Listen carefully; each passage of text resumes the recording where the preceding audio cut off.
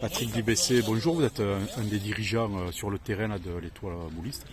Et ce matin, avec votre club, vous avez déplacé d'abord des champions du jeu provençal et des éducateurs pour une initiation au jeu provençal pour nos jeunes qui sont là, des cadets, jeu provençal. Donc l'école de pétanque de Septem devient de fait, à partir d'aujourd'hui, une école de pétanque et de jeu provençal. Je sais l'attachement qui est le vôtre à ce jeu. Pour vous, c'est un moment important, je suppose. Oui, c'est un moment important dans le sens où justement le jeu provençal, pour moi j'y tiens particulièrement. C'est un des jeux que j'ai pratiqué en premier lorsque j'étais tout enfant et que j'ai continué.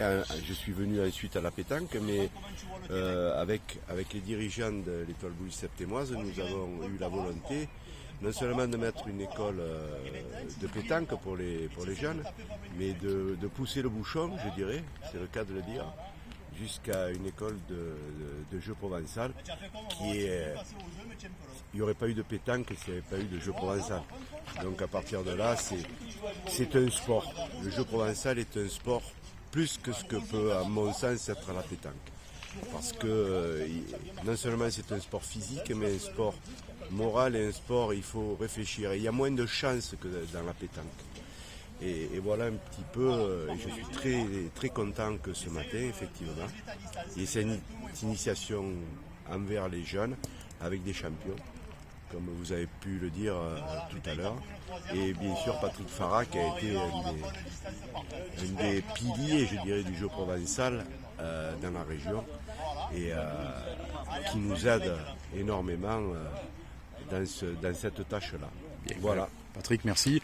De futurs rendez-vous, des choses prévues à l'agenda, comme le challenge Marc Ferrandi à la longue au mois de juillet. Le challenge Marc Ferrandi à la longue au mois de juillet. On remet en place ce qui existait à une époque dans nos villes et nos villages, c'est-à-dire des semaines boulistes, des challenges sur le jeu provençal.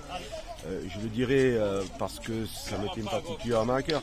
Moi, à 14 ans, j'ai été finaliste du Grand Prix de Bouc-Béliard à la longue avec Charlie Besson et Paul Raspail, que les anciens connaîtront de nom certainement.